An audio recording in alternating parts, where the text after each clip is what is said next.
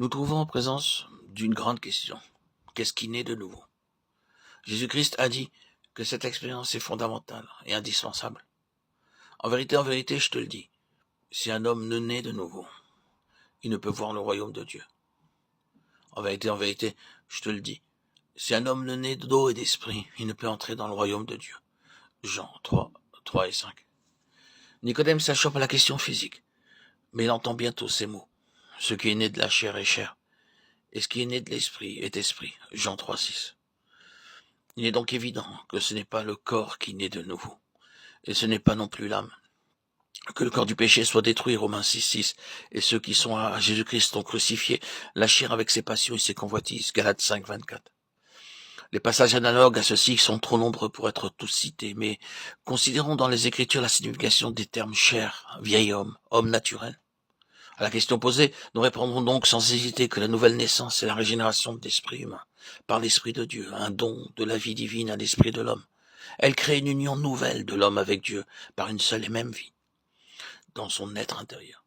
Cette union avec Dieu ne peut être que sur la base de la résurrection de Christ, devenue notre expérience.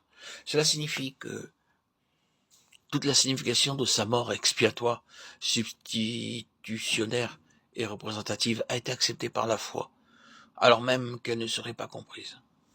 Ce sera désormais une marche par l'esprit, Galates 5, 16, en nouveauté d'esprit, Romains 7, 6. L'âme pourra encore être sujette à ses craintes, ses doutes, ses questions, ses sentiments, et prouver qu'elle n'est pas une âme nouvelle. Mais il existe quelque chose de plus profond que tout cela, et Dieu est plus grand que nos âmes. Ce qui est la chose la plus vraie dans l'enfant de Dieu, né de nouveau, est souvent plus profond que sa conscience. Et bien que l'âme et même le corps puissent trouver un soulagement et jouir d'une bénédiction, Dieu cherchera à nous sevrer comme des petits enfants de toute sensation du fait et de lui-même. Ceux qui doivent avoir et demandent dans leur sens une évidence continue de leur vie nouvelle ne grandiront pas spirituellement et ne resteront que des petits enfants. Comme nous semblons avoir donné à l'âme une place si secondaire, il faut nous hâter de toucher la troisième question. Quelle est la place de l'âme? Qu'avons-nous dit et pensé de l'âme?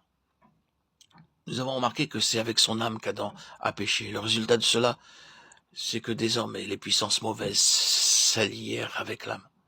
Une autre conséquence, c'est que cet homme devint avant tout un être psychique au lieu d'être un être spirituel. C'est-à-dire, c'est son âme qui domine. L'homme est donc dans un état de séparation d'avec son Créateur. Et il représente le bouleversement d'un ordre divin. Ce n'est qu'une partie du désordre beaucoup plus étendu, causé par le péché d'Adam.